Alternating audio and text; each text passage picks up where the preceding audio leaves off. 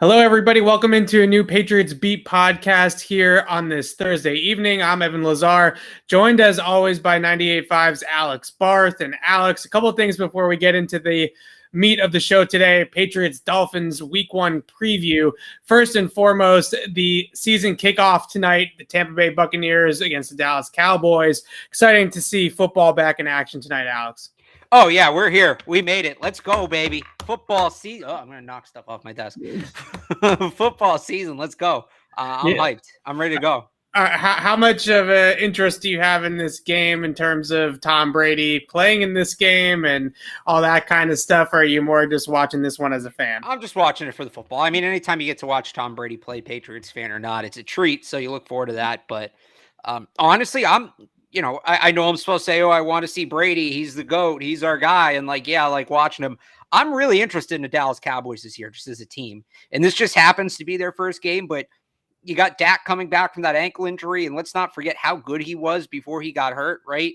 Sure. I like just kind of overall what they've done on offense. Some of those receivers they have. Obviously, they don't have Zach Martin, so it's not the full picture. But it's an interesting team they've built over there. And they're a team that I think can maybe surprise some people this year. So, yeah, they're missing a couple offensive linemen. That certainly hurts. But we'll see. I'm actually really looking forward to see them. And it just so happens their first game's against Brady and the Bucs.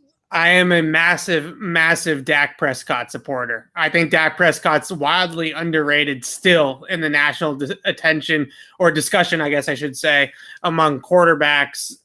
Got the injury last year, kind of soured some people on his season. But remember, first 4 or 5 weeks of last year before he got hurt, Alex, MVP clip, right? He really could have been the MVP of the league a year ago if he continued that, especially how much he was throwing the football because they were playing from behind a lot because that defense was terrible. So Dak Prescott, excited to see him back in action. It's good, like you said, just to get football back in general. One more thing before we get into it. We got to shout out our friends at legends.com. Legends hooked us up. I am wearing, right here, you can see the logo. I'm wearing their hoodie right now. It is very comfortable. It's very warm, which I appreciate after being out in the rain today. Alex, what are you wearing? I got t-shirt? This t-shirt. I mean, you can't see it. I'm not going to stand up. They gave me these shorts, and I'm not like an athletic person. I don't work out, but they're very comfortable. So, yeah. I should have the product name in front of me. I don't, but they're very comfortable shorts. I'd imagine they're all comfortable.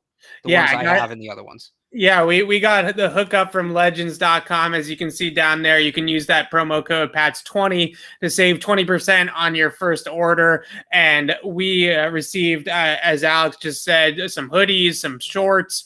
And I know the Garden Report guys also got some swag as well from Legends. So we really appreciate it. And we're going to rock the Legends here tonight. And Willie McGinnis, an investor in Legends. Oh, I didn't even know that. That's pretty cool. Yeah, so we're going to get into some of that in a little bit. When we get into the read, I'll explain Willie's involvement in there as well. But legends.com, PATS20 is your code on your first order. You'll get a discount from watching and listening to Patriots Beat right here. But let's get into some football talk, Alex, and enough about games that aren't about the Patriots. I think we need to start with Mac Jones. It's where duly noted that we should start there, right? And just discuss a couple of different things about Mac. I want to get into some schematic stuff about this game in particular, but before we get into the real nitty-gritty details, what are you expecting out of Mac Jones in his NFL regular season debut? Because based off the preseason, and granted, yes, we know that a lot of his preseason work was not against starters. It was not against number ones. It wasn't against the greatest of competition. But Mac looked like one of the best rookie quarterbacks in this class. Looks like a guy that should hit the ground running. What are you expecting to see out of Mac on Sunday? Yeah, I want to see what he does early. Because, if they throw that first zero blitz at him and he reads it, he makes the check, and he just, boom, quick pass to Kobe Myers. It's like, okay, here we go. Buckle up, right? If he struggles with it, I'm not going to be alarmed. I know I'm going to get, some crap for this, saying, oh, no matter what Mac Jones does, he can't lose. If he screws up early, it's a learning experience. I think I said this from the beginning, there's going to be growing pains when you start a rookie quarterback. So I want to see how he reacts to that first blitz. That's what I really want to see, because if he starts figuring those out right away, oh boy, here we go. So that's what I'm looking forward to.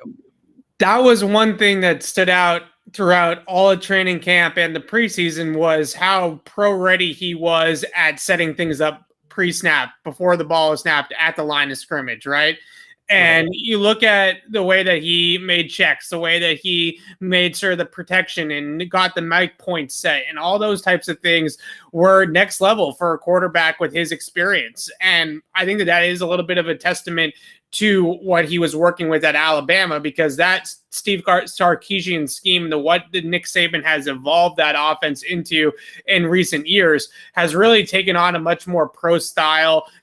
Conceptually, the way that they run their passing game is a lot more pro style now, and they are putting a lot on the quarterbacks to make those adjustments pre-snap. So Dante Hightower was talking about Mac today, and I thought what was interesting is that he pointed out same thing for him in a lot of ways, coming from Alabama, just how similar those two programs are, from Nick Saban to Bill Belichick to Alabama to the Patriots, that even though Mac Jones is a rookie, it almost feels like he's not a rookie in some ways, just because he's so used to being coached this way. He's so used to being held to this standard, to be putting in all this extra work and all this kind of stuff just comes second nature to him, because this is what he was doing for 4 years at Alabama. Yeah, it's a different kind of program over there. And we heard Damien Harris talk about it today. We heard Dante Hightower talk about it today. Different kind of program. They just do things differently. They operate at a level that most college teams don't operate at. And that's something you have to factor in. And here's where people come back and, Alabama quarterbacks don't succeed in the NFL. AJ McCarron. Two things. First of all, between, I think it's 1970 and Tua, 2 years ago, there were no Alabama quarterbacks taken in the first round. There's only one taken in the second round. The other thing is, and yes, some of those guys were taken in between, didn't pan out. Okay, Brody Croyle sucked. I'll admit that. But Brody Croyle was never supposed to be a franchise NFL quarterback. He was supposed to suck. It's Brody Croyle. No offense to Brody Croyle.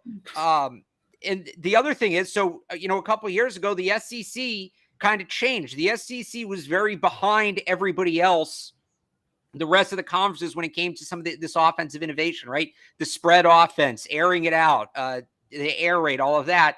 And things sort of started to kind of lean that way in the SEC.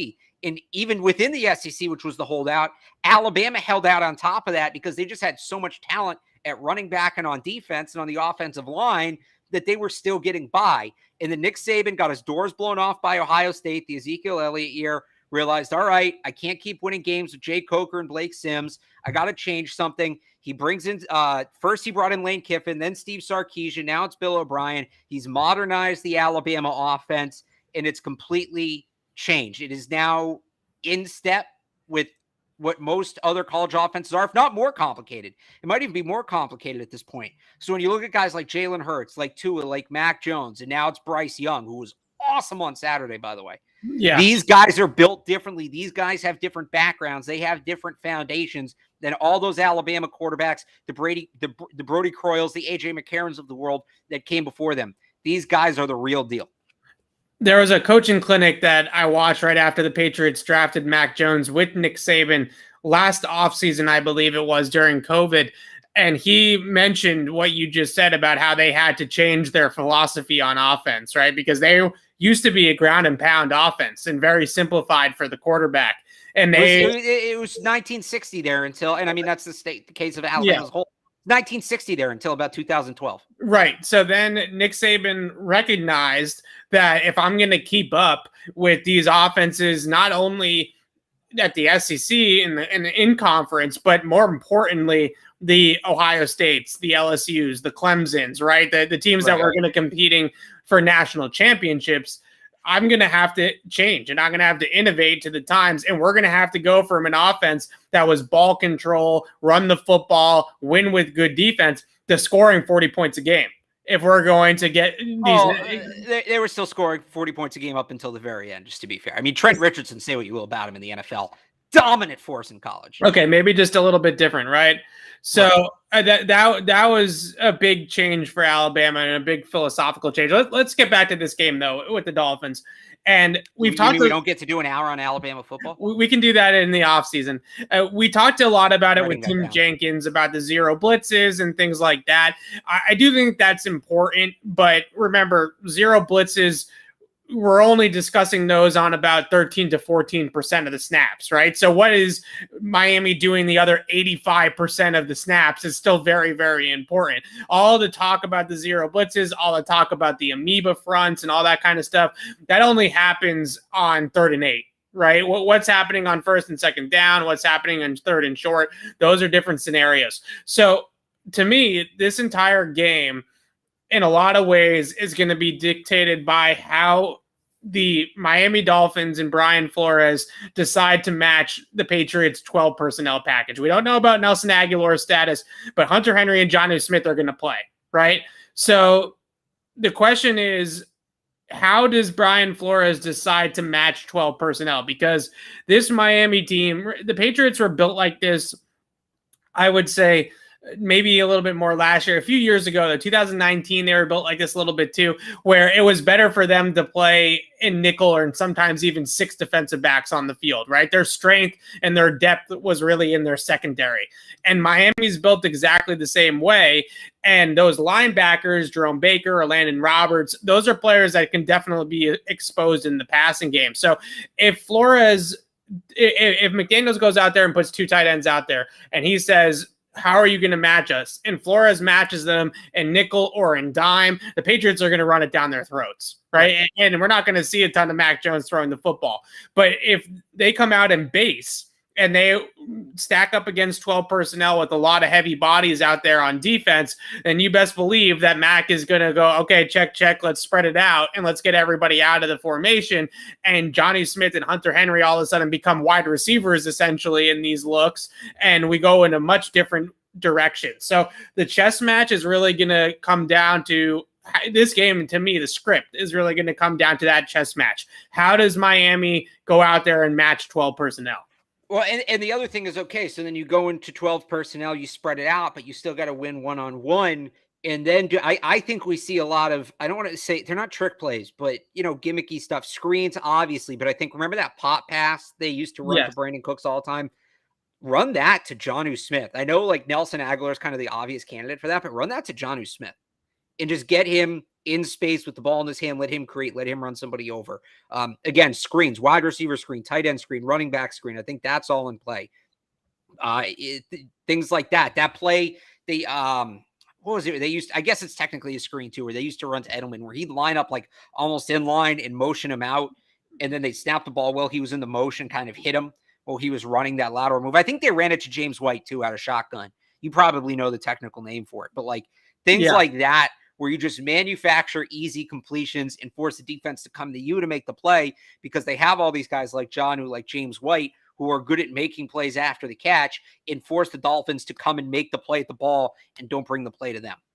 Right. So that's really the most fascinating part to me with this matchup is if the Patriots sit back and just try to throw the ball against this Miami's defense, I don't think that that's the best approach, right? They conventionally throw it. Right. They are built to stop that, right? The conventional drop back passing game is feeding right into Flores's hands. So to me, you come out, you go under center, you put the 2 tight ends out there, maybe even the fullback if you want to go 21 instead of 12, whatever way you want to do it, right? And you line up like you are going to run it down their throats.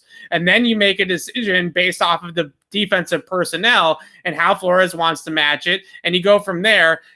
That, I think, is going to dictate a lot of questions in the chat. How much is Mac Jones going to throw? How much are they going to put up in the passing game? The defense is kind of going to dictate that, because if the Patriots get nickel, or even if they get 6 DB, which is potentially the case with this Miami team, they're going to run it right down their throats, and they're going to run it successfully. Now, Eric Rowe is a good coverage safety on tight ends. We know he's a converted cornerback from his Patriots days. Early on in his career, played a ton of corner. Now he's playing more in the middle of the field for Miami, kind of in like a Patrick Chung type of role. But that's only one guy, right? Who's the other guy they have 2 tight ends, right? So who's going to cover the other one? That is maybe where you can hunt some of those matchups, get some of those good favorable spots. I think for a guy like Johnny Smith, like you said, Alex, motion him, bring him into the formation, bring him out of the formation. I think there are going to be opportunities all over the field against linebackers, against some of their depth corners and safeties. And you have a 6'4", 255-pound Johnny Smith trying to get tackled by a 220-pound DB. That's going to be advantage Patriots. And I think you can kind of play action off that too. And this point was brought up to me by Joe Murray the other day. The Dolphins do not have a ton of talent at linebacker. They don't. They have a Landon Roberts in the middle, Andrew Van Ginkel. I mean, that's pretty much Jerome it. Baker is a good player, but Jerome Baker is one of those guys that everybody always talks about speed, and why the Patriots need more speed at linebacker. And Jerome Baker's got a ton of speed, but he doesn't have a ton of discipline or doesn't have the highest ability to process things, right? So all the speed in the world is great, but Jerome Baker still grades out as a pretty poor coverage player because of all the other tools that have to go into it. So that's what I'm saying. Get these guys, Landon Roberts, Jerome Baker, Andrew Van Ginkel, because if you can start establishing the run a little bit, you get them in play action and you see if you can make them choose. And RPO, I guess this would factor into RPOs too. Right. Get them in space where they either have to come up and commit to the run or you can get Hunter Henry, Jonnu Smith running behind them. I don't know that you do that right away, but I think if you can kind of build up a little bit of a running game with Damian Harris, you can start working in, because Mac Jones, good RPO quarterback. You can start working in some play action and some RPOs and kind of take advantage of that lack of speed the Dolphins have at the linebacker level. Right. So we talked to Tim about this as well. The coverage checks, right? When they're too high, you check into a run. When you're single high, you check into a pass. To me, this is going to be checks based off of personnel. Right. If Mack gets out there at the line of scrimmage, they're going to put him under center, I would think, or maybe they come out and they're completely spread, right? They go empty and they're 5 wide with Jonnu and Hunter Henry. This is a great part about the way that they have built this offense. Now we can talk about the issues that they have in terms of getting deep on the field, and Nelson Aguilar's absence is going to be a pretty big issue as well, potentially. And then we're going to get to that in a second. But this is the beauty of having these 2 tight ends, right? And having these 2 tight ends that can be detached from the formation or play inline, that can block a little bit, do all these different things. That way your 12 personnel can be 11. It can be traditional 12 where everybody comes in and those 2 guys are blockers. They can do a whole bunch of different things. And that is something that I think that you can see on Sunday. Before we move on to the last point that I want to bring up about this offensive matchup for the Patriots, we got to shout out our friends at Legends Brand one more time. Like I mentioned, Alex and I, we are both wearing Legends Brand gear tonight. And this sweatshirt that I'm wearing is pretty great. Alex, I know that you like that shirt that you're wearing a lot too. Very comfortable. I'm a big black t-shirt guy, if you can't tell, so. There you go. Big black t-shirt guy, Legends Brand, hooking us up. And when I say the name Willie McGinnis, yeah, that's right. Willie McGinnis. We talk about this at the beginning of the show. What comes to mind, Alex? Making Peyton Manning his bitch. Am I wrong? Defense, maybe champion. What about that works too? All-time playoff sacks leader. I don't know if there was something I was supposed to say here. What about legend? How about that? Yeah, absolutely a legend. Well, add to that list entrepreneur, because number 55 is one of several athletes who are investors and owners in the athletic apparel brand Legends. That's Legends. I keep pointing the wrong way. Legends right here. That's what we're talking about. That's right. Willie, along with guys like Steve Nash, Baker Mayfield, Matt Barnes, former Celtic Marcus Morris, and even entertainment icon Quavo are just a few of the names building Legends into the hottest apparel brand in the market. Visit legends.com today to shop the latest trends in athletic apparel for shorts, tees, hoodies like this one, more, and save 20% when you use your code PATS20. That's PATS20. That's our code. That's legends.com and promo code PATS20. Offer ends October 10th. So there you go. There's our shout out to our sponsors, our swag. We love it. One more thing about this. Our guy Willie McGinnis. Our guy Willie McGinnis. Manning. Who we also Kurt love. Warner too. Oh, it's probably when he knocked Kurt Warner out in the Super Bowl. There you go. I'll get it next time. There you go. The goal line stop against Indy. We're gonna have to do this read every show, and I'm gonna try to come up with a different Willie McGinnis moment for every show and just see how long I can go. I love that. Let's continue. That's a great idea. But one last thing about the Patriots offense against this Miami Dolphins defense, we found out today after practice that Nelson Aguilar was a non-participant, did not participate in Thursday's session due to an ankle injury. He was limited on Wednesday, DNP on Thursday. So the question is, because I wrote this whole thing in my Patriots game plan based off of what we talked about with Tim the other day about attacking down the field, right? Hunting with the football against cover zero. I really thought watching the tape last year, some of their cover zero reps, the Dolphins did give up some plays down the field. If you can get it blocked up, right? If you can hold the fort for long enough, you can get that ball out and get that football down the field. And once they hit it a couple of times, Arizona did it, and then Buffalo did it in week 17. Once they hit it a couple of times, Brian Flores backed off, right? He said, okay, we've given up enough big plays. We're not going to continue to do this. And they backed off a little bit. Nelson Aguilar was the key to that game plan, right? If you're going to try to go down the field with this Patriots offense, it's probably not going to be Kendrick Bourne or Jacoby Myers. It's going to be Nelson Aguilar. How big of a deal do you see this being if Nelson Aguilar can't suit up on Sunday? Well, okay, just to be fair, I think Hunter Henry can be a downfield threat too, in a different sense, right? Running up the seam. Yeah, sure. Carrying coverage up the seam. Sure. I'm actually not that worried about Aguilar because I think Jacoby Myers may have let something slip when he spoke to us after practice. Somebody asked him, I forget the exact question, but basically, because we get the report, right? Nelson Aguilar in practice today. Then Jacoby speaks, and somebody asks Jacoby, does it put more pressure on you that Nelson's banged up and might not play? And Jacoby Myers kind of taken off guard, and he goes, I didn't know he was that banged up. So clearly what Jacoby's seeing, Nelson Aguilar is in okay shape. So I wonder if there's maybe some gamemanship here from something by Bill Belichick on the injury report. Who would have ever thought? But after hearing that, I kind of wonder if maybe Jacoby let something slip and we don't need to be too worried about Nelson Aguilar. Jalen Mills, I'm a little more worried. He was clearly moving a little slower during stretching at practice today. But I think, especially after what Jacoby said, I think we'll be all right with Aguilar. Yeah, we'll see what the practice report looks like tomorrow, right? Nope, not practicing on Thursday. The Patriots also weren't in full pads in Thursday's practice. Today was a non-padded day. Yesterday was their only padded practice of the week ahead of the game on Sunday.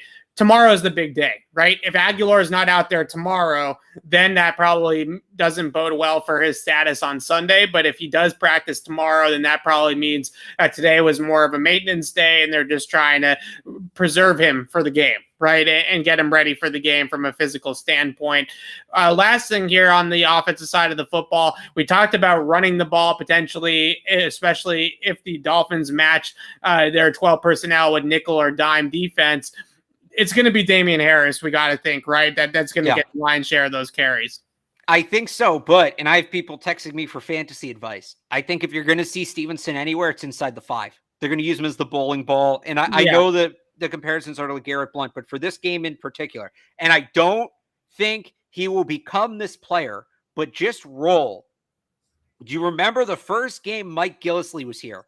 And he had like 4 carries for 5 yards and 3 touchdowns, or it was like something absurd like that. Right. You know what I'm talking about? Like, I think early on, the first 2 or 3 weeks, I think that's Stevenson's role. I think he grows beyond that. I think he certainly becomes a better running back than Mike Gillislee. That guy wasn't very good, but I think early on, like I see that kind of like 3 carries or 4 carries, 5 yards, 3 touchdowns, like that kind of role for Ramondre Stevenson down there on the goal line to start. But yes, I think for the most part, it will be Damian Harris. It does feel like they know that they're going to have to use Ramondre Stevenson in some capacity because Damian Harris isn't going to carry the ball 400 times, right? So you're going to have to use Ramondre Stevenson in some type of role. So as a short yardage guy, as a goal line guy, that does feel like a role for him as somebody. You can get those 5 carries a game. You can get some of that workload off of Damian Harris, but you're not necessarily throwing a rookie running back into the fire, right? Especially one that apparently, according to Jeff Howe, the Athletic, just recently dislocated a thumb, right? So you're not going to want to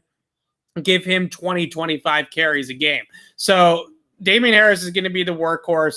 Again, our whole kind of thesis of the night on the Patriots offense against the Dolphins defense is going to be dictated by how the Dolphins match New England's 2 tight end sets. That if the Patriots come out on first down in the very first series of the game on Sunday, and the Dolphins try to match that base personnel, that 12 personnel with base, Mac Jones could throw the ball 40 plus times. I don't think these guys are going to hold back, right? I don't think that this is going to be a situation where Josh McDaniels and Bill Belichick are going to say, Mac's only a rookie. Let's turn around and throw the ball 40 times, or run the ball, 40 times, regardless of what the defense is giving us. If they're giving them pass looks, I think the Patriots are going to have no fear whatsoever of putting the ball in the air with Mac Jones. Yeah, I'd agree with that. I think that, again, what they do early, this is what I said before. I want to see how Mac Jones handles that first drive or two, because it's really going to dictate, I think, the game plan for both teams, because there's so much unknown on both sides there moving forward. Also, I was a little off on Mike Gillislee. 15 carries, 45 yards, 3 touchdowns. Oh, there you go. Okay, so let's move over to the defensive side of the football. First and foremost, before we get into kind of how the Patriots match up against them and things like that, I want to talk about Tua, because last year his rookie season wasn't great, right? He won a decent amount of games as their starter, but his production on tape and in the box score wasn't fantastic. Didn't kill them in some of those games, certainly, but came out late. Ryan Fitzpatrick replaced him late a few times and brought them back in a few games that he didn't play particularly well. What are your expectations for Tua in year 2? I thought his preseason tape looked really solid. I think it did. I mean, it's all about the hip with him, right? He was this electric quarterback in college, and he had that hip injury that knocked him out his last year there. And I mean, we were talking about this a little bit off the air. His footwork's impeccable. Yeah. He's got a nice, tight, quick throwing motion. It's just he can't get a lot of oomph on the ball, and you wonder why, because mechanically it all looks so sound. He just has that hip issue, and it's always going to be an issue for him, and it's unfortunate because it's, a lot for him to work through. So he's a guy, I think, throughout his career who will probably start seasons better than he'll finish them, because he's just, as healthy right now as he's going to be. That season's going to wear on him more than it wears on the normal quarterback. So I do think you got to be aware of him. I do think early in the season he can surprise some people, but if you start knocking him around a little bit, he's going to feel it more than your average quarterback. Really impressive pocket manipulation by Tua, right? He's so good at sliding, resetting, eluding pressure in the pocket, finding that area, that free space to just then go ahead and make that downfield throw. That we talked about this all the time with Tom Brady when he was here. Tua has that sense, right? That sixth sense, eyes in the back of his head type of thing. And he's really good at being able to step up or around pressure in the pocket and keep his eyes down the field and then make throws down the field. This isn't a player that moves around in the pocket to scramble, right? He's not a scrambler. He's a pocket manipulator. And it's really impressive to watch him do that. I also think that they've designed an offense that's very similar to what he ran at Alabama. A lot of RPOs, a lot of quick passing motion. They ran the third. Jalen Waddle, right. They ran the third most motion in the entire NFL in the preseason, right? Almost 60% of their snaps offensively had some sort of pre-snap motion in it, whether that's eye candy, whether that's trying to read the defense, all sorts of reasons, getting Jalen Waddle in space. They do a bunch of the same things that Alabama did with Jalen Waddle to motion him. A boomerang motion, which I love, is when you come in motion and then actually bounce out to the same side that you started on. Things like that are going to be a huge part of this Miami offense and for this game for the Patriots. Dante Hightower talked about it today, saying, reading our keys and not paying attention to the eye candy and staying true to our keys and following the misdirection is going to be huge for us this week, because they have a lot of guys on offense, Grant, Waddle, that are very, very good with the ball in their hands. Right. So this can be a game-breaking type of offense in the way that they scheme up some of those touches behind the line of scrimmage. But the one thing I wanted to talk about with Tua, and you mentioned it with the hip, and when you watch him throw the football, I still don't think he trusts those hips completely, right? I still don't think he's really getting the torque that he necessarily needs and able to really snap those hips. I remember that drill that we saw a few years ago, Dak Prescott warming up before the game on Sunday Night Football. He still does it. Yeah, James does it too. Right, and they do the hip thing, and Tom Brady does the hip thing a little bit too as well with Tom House, and that's such a big drill for a lot of quarterbacks. And it just feels to me like Tua is still not 100% there, and he's worried that if he does it with too much torque, he's actually going to pop that hip right back out. And the reason why I bring it up is because his arm to me is just okay. I still don't see the arm talent that we saw from Tua early in his Alabama career pre-hip injury. I still think that arm is a little bit suspect. So whether it's playing tight zone coverage, tight man-to-man coverage, but forcing Tua to throw into tight windows, I think is going to be a big part of this game plan. And secondly, to the tight windows, getting him on the second read or the third read of the progression. Because what ends up happening in the NFL, when you can hit that first read, that guy gets open instantly. That's a pretty easy throw for every single quarterback. But when you get into those second reaction plays or the plays on the second or the third look, that's when those windows start to close, right? Because if you're looking over here and you're trying to hit a corner route and then you're going to come back to the backside post, well, by the time you get back to it, most of the time, the defense has caught on to what you're doing, right? So getting him off of that first read, getting him to be able to have to force the ball into tight windows, and obviously also knowing very well that you're dealing with the quarterback who moves well in the pocket, extremely well in the pocket. Well, that's where I think the next key comes in, and this kind of leads to what you said. Miami's offensive line was a problem to begin with. Right. They lose their left tackle, Austin Jackson, to COVID. Yeah. It's going to be Greg Little, who has 6 career starts to his name. This is going to be his 7th. So let's see what this defensive front can do, man. They were so good all of camp, and here we go. You got a banged up, already weak offensive line. Matt Judon coming off the edge, I think, is something to get very excited about. And in the middle, too. They had Ted Karras as their starting center last year. He comes back to New England. They tried to sign David Andrews, didn't get him. They ended up with Matt Skura. If that name sounds familiar, and Patriots fans will remember him, Matt Skura was the Ravens center for the game that they lost to New England last year. And there were, 3-4 bad snaps in that game, whatever it was. Matt Skura is not the best center in football, to the point where he didn't make the team. They brought him in to be the starting center. He didn't make the team. So now they're going to, I forget the guy's name. It's like Matt Dieter, I think, right? Actually, I have their roster in front of me here. Hang on one second. Michael Dieter. Michael Dieter is going to be their starting center. Dieter was their starting center in 19, and when they had that rough year, and then got benched last year for Karras, who, again, is now back in New England. So, it's not just the tackle. It's not just Greg Little on the outside. They're weak in the middle. Devon Godshaw, Christian Barmore. If you want to stunt inside with these ends, Dietrich Wise, Chase Winovich, there's so many different ways in this game that they're going to be able to put pressure on Tua. So that's where you kind of move them off the spot and push them around. And then if you want to, draw that out even more, this Dolphins offense, you mentioned like at Alabama, it's built to throw down the field, whether it's Devontae Parker. Smith. Thank you, Parker. Yeah. Keep doing that. Whether it's Devontae Parker, whether it's Preston Williams. Right. They don't have him this week, but Will Fuller, when he gets back, they want to push the ball down the field. That's the weird thing about the Dolphins. They built this great downfield passing attack, but they don't have the offensive line to back it up. They're like the 2019 Cardinals when they tried with Josh Rosen. It's just not going to work. So what the Patriots need to do, that weak offensive line, they're going to have their chances to get pressure. And then you talked about forcing him to that second read. He's going to want Jalen Waddle underneath out of the slot all day. He's going to be looking to get it to Waddle, get it out quick, because that pass rush is going to be on him. And that's where I look at Jonathan Jones as a guy, if he can lock Waddle up and he can stay on Waddle. Don't get into Jonathan Jones on Waddle too quickly, because I want to stay on the offensive line versus the Patriots front. And then I think everybody could see where I was going with that. Yeah, anyway. No, we got the point. But I was talking to Brandon Thorne, does a great job on Twitter, on his Substack, breaking down line play, both sides of the line of scrimmage in the trenches.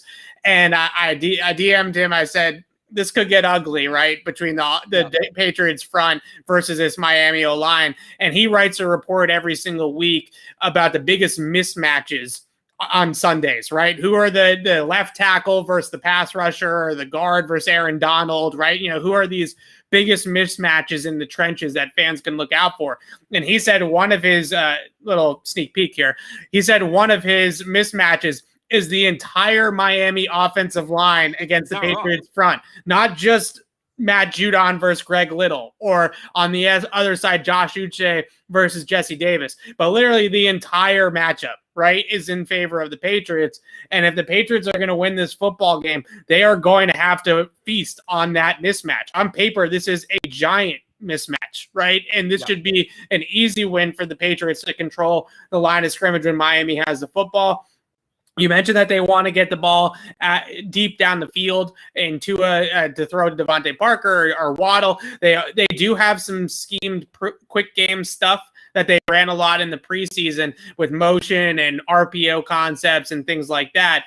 But at the same time, they're going to eventually, if the Patriots can stop the run, they're going to have to eventually get into some of these downfield passing shots, right? And that's really where the Patriots front seven can eat on this Miami offensive line. And as good as Tua is as maneuvering around in the pocket, we know what it can look like, even for athletic quarterbacks. Just ask Patrick Mahomes in the Super Bowl last year. Right.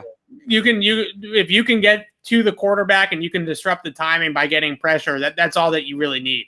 Can I ask you something here, kind of unrelated to the game? I was thinking about this the other day. I want to get your opinion. There's the superstar Atlas. So everybody talks about this Patriots defensive front, and I've been like back and forth on this in my own brain, and that's why I'm asking you. Everybody talks about this Patriots defensive front's going to be so good. They're going to get after the quarterback, blah, blah, blah. They're going to be so aggressive. They're going to blitz a ton. I almost wonder, are the Patriots going to blitz less this year? Because it feels like they have the personnel to get home with 4, and because they maybe have some of that, lack of depth in the secondary that want more just bodies in coverage. Yeah. As good as this front is, I almost feel like they can be more successful than last year and still blitz less. So what I would say to that is the term that I would use is what a lot of coaches call creepers pressures, right? The Patriots might call it something different. Basically what creepers pressures are we're going to put guys up on the line of scrimmage and we're going to show blitz, but we're actually going to end up only rushing 4, right? But you just might not know which 4 we're bringing, right? So they might put 5, 6 guys up at the line of scrimmage, but it's going to end up being a 4-man rush. It's going to end up being a 7-man coverage, but it almost is a blitz, right? Because you're making those offensive linemen respect all of the rushers. Now, a lot of people kind of put this in the same category as some of the cover 0 stuff that we see in Miami, that we see here in New England. And it is like that, but it's a little bit different. So I think that you're going to see a lot of those creeper pressures from the Patriots this year, where we're going to put Uche and Judon and Hightower and Barmore and Wise in the interior of that. And we're going to show that we're going to bring this 5-man pressure on third down. When in reality, Hightower is going to drop, Judon's going to rush, Uche is going to go over there, Barmore is going to run over here, right? And we're going to have a whole lot of action with 4. And I think that's going to end up being a big part of this defense, especially until Stephon Gilmore comes back. And I mean, that probably ties into the amoeba defense too, where you can get into that. Maybe, once everybody's a little more comfortable in the defensive system, right? The amoeba defense can kind of take that to another level. Yeah. And that's basically what Brian Flores has brought to the Miami Dolphins. And what makes their system so confusing is that they got all these guys jumping up and down around the line of scrimmage. And a lot of the time when you watch these amoeba fronts that Miami runs, they actually don't rush everybody. Right. I mentioned early on in the show that the Dolphins only ran cover 0 on 14% of their defensive snaps, but they show cover 0 a lot more frequently than that. Right. They show it maybe 45% of the time, but a lot of the time it ends up dropping off. And what they'll do really well, and this is something that Mac Jones is going to have to prepare for, is cover 0's man, right? You're playing man to man on the back end. What they'll end up doing is they'll actually drop into a 7-man cover 3, right? Or a 7-man cover 2 even at times. So they go from showing you cover 0 man to then dropping into cover 3 zone with 7 guys in coverage. That can be very, very confusing for a lot of QBs. And I think we're going to see that same exact sequencing and kind of complementary play calls from the Patriots. And like you said, last year, they ran a lot more coverage, right? The cover 0 blitzes, they kind of figured out that the league was sort of figuring those out against them a little bit. Remember that Houston game? What was that, towards the end of 2019 was kind of the tipping point. Deshaun Watson picked apart their cover 0 stuff on that primetime game against Houston, and they stopped doing it so much. And then they kind of went the other way with it last year, where they were playing these crazy 8-man coverages and only rushing 3 at times, especially on third and longs. So now I think you're going to see a lot of 4-man pressure from the Patriots, but it's going to be creepers, and you're going to be confused about who exactly the 4 guys are that are going to be rushing. Yeah. Yeah, again, to kind of go back to my original point there of will they do it, won't they do it? Because somebody brought it up in the chat. I think Stephon Gilmore maybe plays a part in that too. Having him back Right. obviously makes it easier if you want to send everybody. But no, I think that's a good point where they'll put a bunch of guys at the line and you kind of have to figure out who's coming and who's dropping. And yeah, like you said, I mean, Miami's going to do that. And that's where we talk about, the inherent risks and the roller coaster that is starting a rookie quarterback. College teams don't do this, at least not with any regularity. So this is all going to, if it sounds like we're throwing a lot out, like this is all stuff Mac Jones is going to have to figure out. Boom, boom, boom. When he gets, there are a few programs that do some. So Tim named it for exotic, right? These are exotic coverages. A lot of coaches will just call them exotic, and these exotic coverages, these exotic pressures. There are a few very, very highly skilled teams that can pull it off in college football. Alabama is obviously one of them. Clemson and Brent Venables, their playbook is everywhere in the coaching community because they run a ton of trap coverage. They run a ton of simulated pressures, creepers, whatever you want to call them, and different types of blitzes and things like that. So Venables is a big one. Clemson, obviously Alabama does some of it. Georgia actually gets into some of it with Kirby. He's pretty good at some of these things. But Iowa State is a random one, but those guys are pretty good at it also. You see some of these college programs do it, but maybe a player like Mac Jones is facing it once, maybe twice a year, right? When you get to the NFL level, you face it all the time, right? That's the difference. Is maybe Venables runs a trap coverage against you 2 or 3 times in a game against Clemson. Now that you're at the NFL level, it's every single third down. Right. And that's the biggest difference between all of that. Want to get into some of these matchups on the offensive side of the ball for the Dolphins, the defense for the Patriots. You mentioned the one that I wanted to start with, so let's just get into that right now. Jonathan Jones against Jalen Waddle feels like the matchup for the Patriots. It's a great one on paper.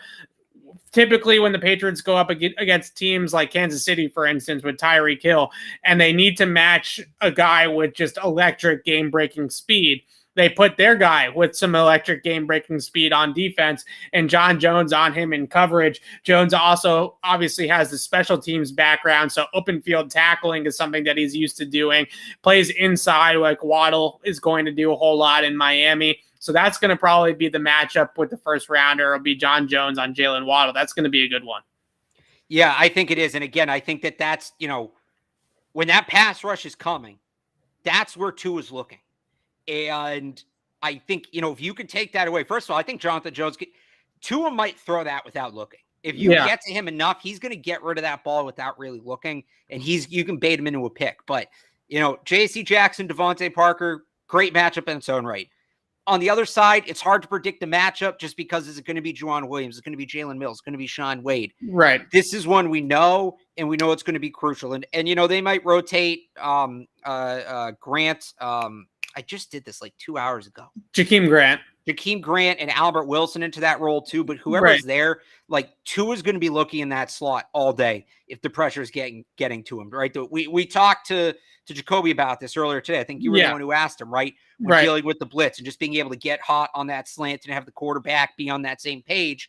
I think the Dolphins are going to be looking for that hot slant against the blitz early and often. So if you take that away, you're just going to make life hell for that offense. Yeah, that's all Jonathan Jones. That's why they pay Jonathan Jones the big bucks, because when they want to send a blitz, you can't get beat over the top. But also, if the quarterback has a safe outlet, it doesn't matter either. And he's here to get rid of that safe outlet. Yeah, they ran a lot of cross, obviously underneath crossers. They ran a lot of stick, stick route for Jalen Waddle with the vertical to kind of clear out the coverage. And he's one of those guys in Waddle that you can run that stick route, right, with the fade and clear out that coverage. And even if he has a guy on him, he can turn and run and go from 0 to 60 in a second, right? So he can take a stick route, which is typically a route that you reserve for 3rd and 3 and you need a first down and you run the guy on the stick fade, right?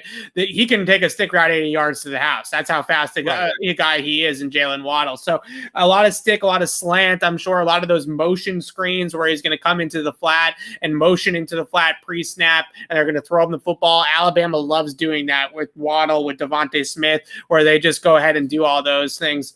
that I think is going to be a big part of this game plan, and John Jones is the perfect guy to run him down. The other matchup that you mentioned, Devontae Parker versus J.C. Jackson. I love this matchup for J.C. Jackson's first.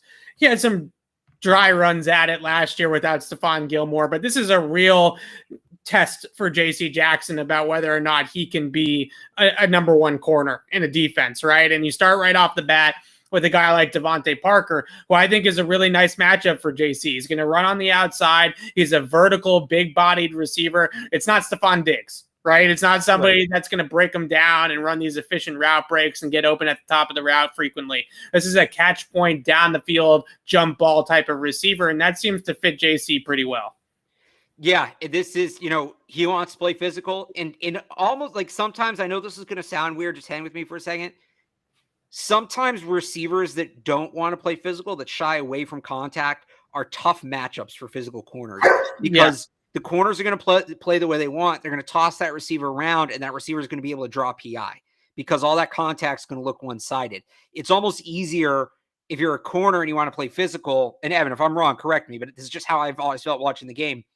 If you're a corner and you're physical and you have a receiver who wants to play physical back for you, it just allows you to do more because you don't have to worry about, you shove the guy and he just flop, right? And then you get called for PI. So he's a guy who's going to kind of fight back with J.C. Jackson, and I almost think that that's going to help J.C. Jackson when they're running down the field. This is his brand of coverage, right? Being physical, press man, outside corner, playing at the catch point, defending verticals. Like I mentioned a second ago, Stephon Diggs is a really bad matchup for JC. He's a really bad matchup for everybody, but he's a really bad matchup for JC Jackson because of how good he is at the top of the route, right? That's a problem for a guy like JC who just wants to jam you up and ride you up and down the field.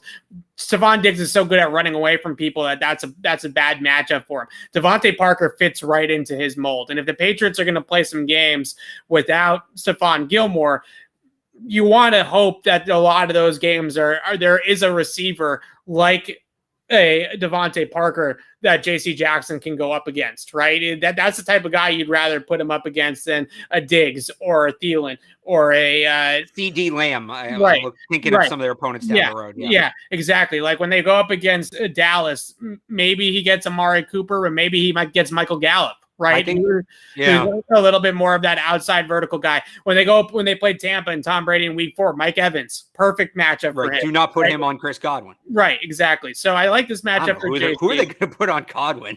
It's a good question. We'll get to that one down the road. Yeah. Let's worry about Tampa in a couple of weeks. So, looking at that third cornerback spot, you mentioned Jakeem Grant, Preston Williams. I don't know if they're going to have him for this game or not. Preston Williams is a guy that's always hurt for Miami. A talented dude, but he's always hurt. But the third corner, regardless of who's the third receiver that gets out there, and Miami did run some 12 two tight end in preseason, but they used Adam Sheehan as the second tight end. So Sheehan's on the COVID list. I'm not sure if they have another tight end that they trust enough to run as much 12 as they were running in the drives with Tua in the preseason that I watched. And let's not forget too, Bill Belichick, and he said this more last year than this year, but he considers Mike Gesicki a wide receiver. So even if the Dolphins are in 12, Bill might play that as 11. Right. So regardless of, they ran a ton of 12 with both tight ends in line at the same side of the formation. They have Durham Smythe, I believe, is on their roster, and obviously Hunter Long is on their roster. I think Hunter Long would be the guy, right? If they're going to stick So Hunter Long could potentially factor in here. It's potentially too early maybe for a guy like Hunter Long. I'm not sure, like if he's ready to, he's a rookie, right? So I'm not sure if he's ready for the big time yet. But regardless of what personnel they're in, the Patriots are going to have to play a third corner on Sunday. Jalen Mills was not he was at practice. He did not participate in practice. Hang on. Are you talking about the second outside, or are you talking about in the slot? Just regardless, right? But most probably the second outside guy. I would think that J.C. Jackson, Jonathan Jones, both are in the 90% in terms of usage. Oh, yeah. Right. So the question is who's going to be that third guy in, right, to play the other opposite outside, right? Jared Waddle versus John Jones in the slot. You have Devontae Parker and JC on the other side. Who's going to be that third corner when they go to 3 wide receiver that's going to come on the field? Is it going to be Juwan Williams? Is it going to be Sean Wade? there's some options there, I suppose. I don't know if I'm crazy about any of them, but those are the two best options that the Patriots have, assuming that Jalen Mills cannot play, which Mike Reese reported yesterday. It doesn't sound great for Jalen Mills right now to play Sunday. Yeah, I mean, I wanted to be Sean Wade. I do. Like, I don't doubt that Sean Wade's talented enough. Yeah. I just wonder, I mean, he's been, was it a week ago today? 2 weeks ago today? Right. 2 weeks ago today, they traded for him. Like, he hasn't been here a while. And everybody's talking about what a quick learner he is, and he's putting in the effort. And, like, you know, if he's picked it up, great, because I think he's a guy who can play. But they might, you know, kind of have to go Juwan Williams. And then the other tricky thing in this, and this goes to something, Evan, I'm sure we'll talk about in a bit, is do we see a guy like Miles Bryant get promoted off the practice squad to help out? But if that's the case, you figure they have to promote a quarterback, right? So, because they can promote two guys. So they have to promote a quarterback, whether that's Hoyer or Gilbert. I think it'll be Hoyer for week one. But they're going to promote a quarterback. That's one spot. Who's the kicker? Yeah. This is the weird kicker. We're going to get the kicker. I promise. So let me just say, this is like a weird nuance of modern NFL rules, right, where who you want your kicker to be may dictate how you play coverage in the secondary. Because if they're okay with Quinn Nordine, I feel pretty confident in saying Miles Bryant will be the second player elevated to the practice squad from the practice squad. But if they're not, well, okay, then you have to go Hoyer and Folk, and then there's no Miles Bryant or no D'Angelo Ross or no anybody. So, like that, it's weird, isn't it? That we're kind of talking about this in the case of, well, who's going to be the third corner? It depends who the kicker is. Like, what an absurd statement that would have been 2 years ago, right? But here we are.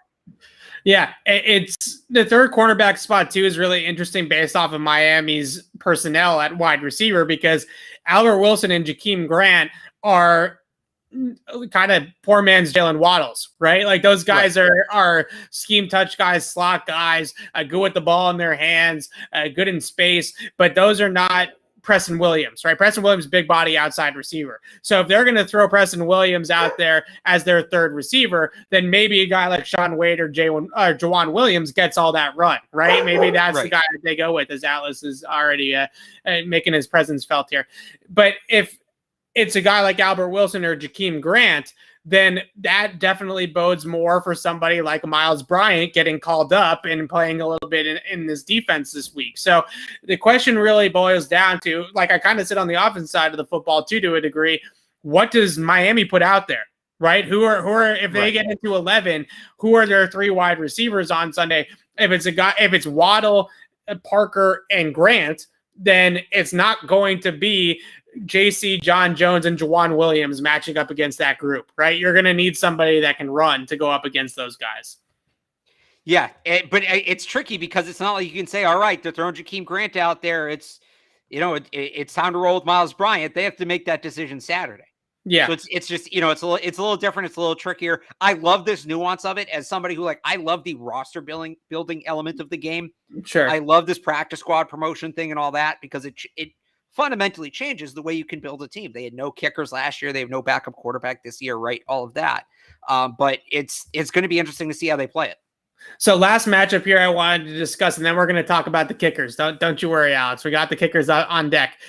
Looking at Mike Gesicki at tight end, Adrian Phillips talking about him today, said great catch radius, a guy that's got great hands, ability to catch the ball pretty much anywhere it's thrown. Big tight end, 6'5", 6'6", 250, but runs in the low 4.5s. One of these modern day tight ends, right? That's big, but can really run as well, almost like a jumbo receiver. So is it Adrian Phillips? Is it Kyle Duggar?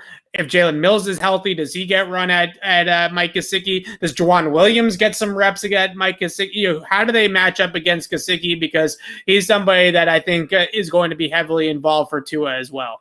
Well, I mean, it was maybe Juwan Williams' best game last year, right? Yeah. In that opener where they had him. It was before Adrian Phillips really emerged, and they had him on Gesicki. So do they go back to him? Do they use Adrian Phillips? I think it's one of those two guys, and probably the two of them, and they rotate a little bit, right? As that third safety out there with McCourty and Kyle Duggar. So, yeah, I would think it's those two guys. That worked last year. If it ain't broke, don't fix it, right? So Juwan seemed to have him figured out. I'd give him at least to start the game. If it goes bad, it goes bad. You make the adjustment at halftime. That's football. But Juwan had him figured out last year. I'd give him another shot at it. I think it would surprise a lot of Patriots fans that have heard and read and listened to our podcast and other shows and stuff like that about Juwan Williams' preseason and how he hasn't really carved out a role. And then they throw him out there week 1 and play him 60 snaps against Mike Gesicki. But it does feel like he's probably the best option, right? Adrian Phillips had a really good summer covering tight ends, but I don't know how much that I really want to look into that quite yet, right? Adrian Phillips is a really good player for a lot of reasons, but I don't know if man coverage against tight ends is really his best trait as a player, right? He's more a versatile guy, a guy that can do a whole bunch of different things, wear a bunch of different hats, and play some linebacker and do things like that. Adrian Phillips, I think, will get some shots at him. Kyle Duggar, I'm sure, especially if the Patriots are in more of a base look, they're going to have to play 4 DBs maybe. That might be Kyle Duggar's time to have to come down and guard Mike Gesicki. But I like the idea of giving Juwan a run at it too, because I thought he played really well against him last year. That was probably Juwan Williams' best game as a pro, right, going up against Gesicki last year. So let's see if he had some chances at him as well. But those 3 guys, Phillips, Duggar, and Juwan Williams, feel like the 3 guys that are going to take Gesicki most of the game. Yeah. If they had Gilmore, I'd almost say maybe you try J.C. Jackson out there if he starts giving you trouble, because we saw them do that occasionally. Against Travis Kelce, they did. That's what I was going to say. Didn't they do that against Travis Kelce a couple years ago? In the 18 AFC title game. But in that game, they were playing Jason McCourty at outside corner. Right. They had both Jason McCourty and Stephon Gilmore, which allowed them the flexibility to do that. Right. So I highly doubt that unless Devontae Parker comes out and just doesn't have it. Right. I highly, highly, highly doubt using J.C. Jackson on the tight end as an option this year. I want to throw it out there because it is something they've done in the past, and I do like to kind of try to base some of my analysis on historical context, but the context is different than it was the last couple of years, so I don't think we see it this year. All right, last thing here. Bringing it to actually 2 more things. One, both quick on special teams. Bringing it to the kicker, right? Ending with the kicker. Is Quinn Nordin the kicker, Alex, or is Nick Folk get elevated from the practice squad? Who's kicking on Sunday? I don't know. You can't say I don't know. You have to have an answer. Here's let me look something up really quickly here. So the weather on Sunday, 84 degrees, medium humidity. Yeah, it's gonna be hot. A little windy. Well, I was more looking at the wind. 14 miles an hour. Is that a lot for wind? I don't really know. It's a little bit on the high side, but it's not. We're not kicking in the hurricane on Sunday. So here's what I'm wondering. Right? They can promote Folk twice before they ultimately have to make a decision. And like after that, if they want Folk to be the kicker, they have to clear room on the 53-man roster for him. So I almost wonder, hey, it's a clear day. It's not too windy.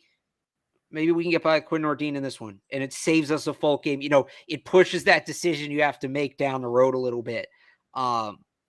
Maybe I'm overthinking this. Then again, this is a coach who bellyached because the roof wasn't closed, within the 15-second window it's supposed to be. It's like a second or 2 later. So maybe I'm underthinking it. Oh, we're definitely underthinking this because Bill Belichick, has thought about this a million different ways.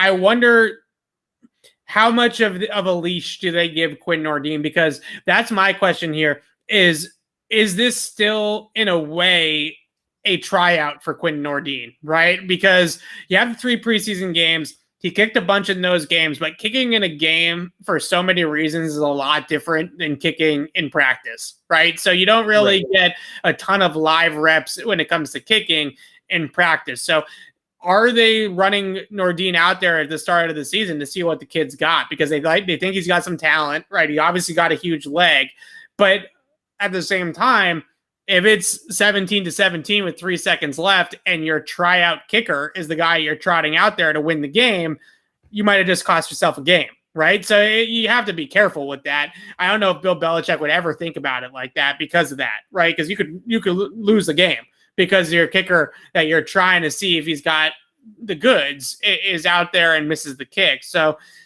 I lean towards Folk. I still think that Folk is going to be the kicker this year on the whole. I think this Nordin thing has been a roster manipulation option, right?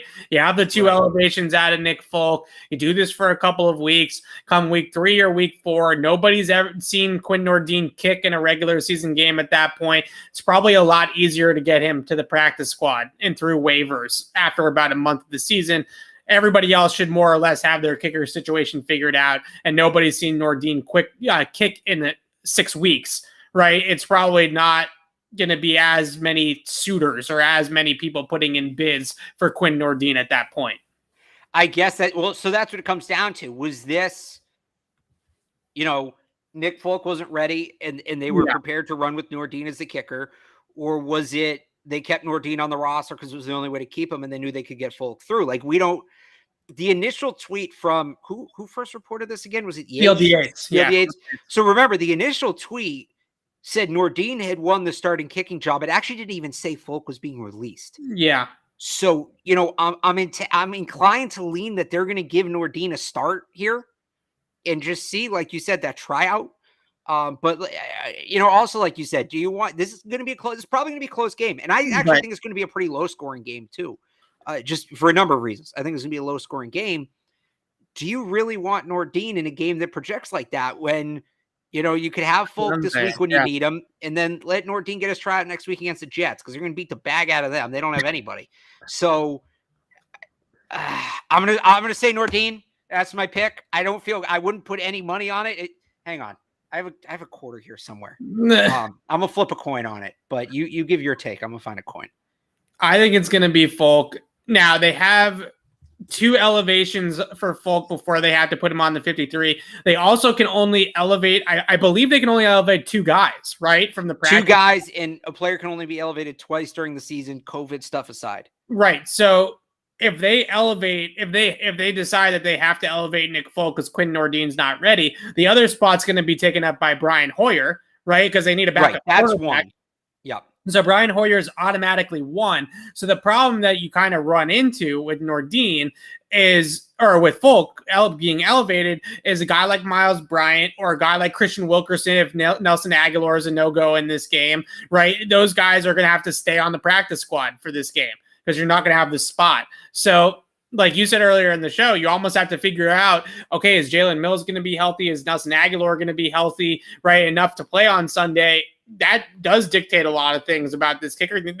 Not that they absolutely have to go with Nordin in that situation, but they'll be shorthanded at wide receiver and cornerback if they have to elevate Folk and Hoyer.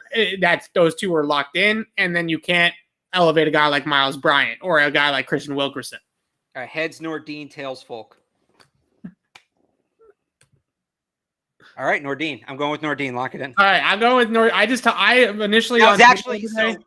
I said Folk. I said heads was Folk, right? I don't know. So if you ever heard his famous saying, if you don't know, if you can't pick between 2 things, flip a coin, not to let it decide for you, but when the coin's in the air, you'll know what you really want. Yeah. I flipped that coin. I knew I wanted Nordin. So I'm picking Nordin. Again, I don't feel great about it, but I'm picking Nordin. Who's returning kickoffs? Oh, that's another good one. I'm going to go Brandon Bolden. I just think they play it safe early on. I do. I think they play it safe early on. And you know what? Let me take that back. I think Brandon Bolden returns the opening kickoff. I think we see a couple different guys back there throughout the game. Yeah. And they did this at times last year. I think there's a chance we see J.J. Taylor back there. I think we'll see Gunner back there. And if his hand's healthy, Ramondre Stevenson. Those are the guys I'd go with. I wouldn't be surprised if we see multiple guys back. The thing I wonder about the kickoffs is last year they were running everything out. Yeah. Everything out. And I couldn't figure out why, because I added up, the yardage of where they run the ball out to versus if they could have taken a touchback. And at one point they were costing themselves like 17 yards a game in like week 9 or 10. And it got a little better at the end of the year, but I couldn't figure out why they were doing it. And the best thing I could think of was the offense was just so dull. It was worth the risk because they just felt like they needed that spark. Right. They might hit one. Right. Right. Now that the offense should be greatly improved from where it was last year, I'd like to see them go back to being more concerned. Look, everybody loves a good kickoff return touchdown. Absolutely. But they need to go back to being more conservative on that play because it wasn't working last year. They're putting themselves in bad spots. I'd like to see them be more conservative on that this year. So the exciting option here is JJ Taylor, right? If they want to throw somebody back there that might be able to hit a home run, it's probably JJ Taylor on this roster. But Taylor looked shaky at times doing it in the preseason and not necessarily with ball security. So I guess maybe if he doesn't have the best reads or he doesn't explode through the holes that are there as well, as long as he doesn't fumble, it's not the end of the world. But the one thing that you definitely saw from Taylor, and I got some good views of this from the press box against the Giants, actually, just the way that we were sitting and the way that we were angled on the kickoffs, there were some holes there, right? And he just was too indecisive, right? We talk about this a lot of times with running backs. When you see that hole in the NFL, it closes quickly, right? So you got to hit that gas. So with JJ Taylor, I think there's a little bit of maybe just kind of being raw in that role, being green in that role. So it'll be interesting to see if JJ Taylor can develop in that spot, because that will make him a lot more valuable to this team the more he can do, right? And if he can really fit that Dion Lewis type of role on this team, do a little bit of everything, return kickoffs and be explosive back there, that will keep him on this team for a long time. So what I will say to somebody in the chat who mentioned Bolden maybe he's lost a step physically, you have to remember something that they value when it comes to kick returns. It's not just about your explosive ability when you're running the ball out. They want somebody who can read what the kicking team is doing, see how the blockers are setting up, like just take in the whole situation and recognize whether or not it's a kick worth bringing out. Sometimes teams will decide beforehand and they'll just say, hey, no matter what you see, if the ball's in the end zone, just sit on it. But sometimes they leave it up to the returner. And that's, again, something you gain with experience. So that's where Bolden comes in, because he's done this more than any of those other guys, and they may trust him to see the right thing and know when to run it out and when not. All right, so that wraps up our first game preview podcast I think we might have ever done. Are we going to do picks? I mean, it is since, I was at CLNS. But. Yeah, that's fair. So I want to do picks. Yeah, I want to pick this game. I also want to pick Tampa Dallas. That's about to kick off in about 5 minutes for the people watching live. So quickly, Patriots-Dolphins. You don't have to give a final score if you don't want to, but just a prediction for the game. So my thing is I only give a final score if I'm predicting the Patriots to win. I am going to say, I said low scoring. I said close. How do I want to do this? I'm going to say 21-17. Do I want to go 21 or 24? You know what? I said I don't know about the kicker. I'm going to go 21-17 Patriots. This game was in Miami. I picked the Dolphins. But I think the Patriots being at home and riding this wave, this confidence of Mac Jones being named the starter, I go 24-20. What did you say? 21-17. All right, we're close enough. 24-20 Patriots. I don't see this being a very highly scoring game for either team, just based off of how good both these defenses should be. So I'm 24-20 Pats. Alex is 21-17 Pats. Basically, we are picking the Patriots, are giving the Patriots the benefit of the doubt because they're the home team, I would say, in this game based off of those two predictions. What's the spread? I'll look it up. I think it's about 3 or 3.5. We should probably look on betonline.ag and look at the spread. Look at company. I'll pull that up. I think it's 3. This game tonight, though, just really quickly for the people that are watching live, I did want to shout out this, pick this game real fast between the Bucs and the Cowboys. Feels like a game the Bucs should win. The Cowboys' offensive line is shorthanded. Their defense is still a work in progress. But also, sometimes these games, not all the time, but sometimes the defending Super Bowl champ comes out a little bit too jazzed up, right, from the banner ceremony and all that kind of stuff, and can get behind in these games. But who do you got, Tampa, Dallas tonight, Alex? It's probably Tampa. I really like what Dallas does. That Tampa team's just freaking loaded. I don't know how they did that. They're just every spot on the field except center. They're so freaking good. Ryan Jensen sucks. I'll stand by that. But the rest of the team's so freaking good. So I'll go with that. I think it's the Bucs as well. And one last time, I want to shout out our sponsors at. Wait, hang on. Do you want to do the spread? Oddly enough, betonline.ag here. Patriots favored by 3, over under 43.5. So we're both like right on with that. Yeah, and I didn't even look at it beforehand. So there you go. We're gonna do some betting stuff tomorrow on the channel, though, on Patriots Press Pass with our folks at good friends at betonline.ag. So we'll get to that tomorrow. If you're betting, you like gambling, all that kind of stuff, we'll have that on the channel for you tomorrow. Now we can shout out Legends brand one more time, legends.com, I should say. And this logo right here, that's the swag. We love it. Thank you, Legends. And use that code PATS20, as it says at the bottom of the screen there, to save 20% on your first order. And we will be back on the podcast on Tuesday to recap this game between the Miami Dolphins and the New England Patriots. And then we will look ahead on Thursday, keep this schedule pretty much all season long. Tuesday, Thursday, game recap, game preview. So we'll stay pretty consistent with this schedule for you guys. And like I said, we'll be back on the pod on Tuesday at some point, probably in the afternoon, to break down Patriots-Dolphins. And Alex, 985.com, 985thesportshub.com. I'll have key matchups in the game coming tomorrow. You have kind of a spoiler for that here. Yes. We'll have bold predictions for the season coming tomorrow. Bob Sosi will have a notebook. I know Matt Dolph is working on something specifically in regard to Mac Jones. Yeah. So we'll have a ton of content here over the next 2 days. Again, 985thesportshub.com. So somebody in the chat really quickly asked why we're not doing the preview show or the recap show, I should say, on Monday. That's because you got to give the big guy right here a chance to watch the all 22, right? So that's why we don't do it on Monday. I like to do the recap shows on Tuesday once I get the coach's film, so I can really tell you guys what happened in the game on Sunday. So recap. Wasn't this supposed to be a Q&A? This one, we need to get back more into the Q&A. Yeah, we want to do some more Q&As. Yeah, we're definitely going to do some more Q&As as well. And on CLNSmedia.com, my Patriots game plan will be up on Friday. For those that are listening to this after Thursday night, then it will probably already be up.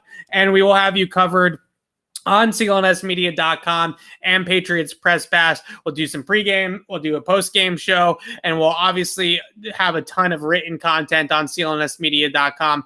My 10 things, game recaps, advanced stats report, coach's tape review of Mac Jones's day, most likely. So we'll get to all of that early next week as well. But until Tuesday, signing off for Alex Barth, I'm Evan Lazar. Thanks for watching, everybody, and enjoy the game tonight and this weekend.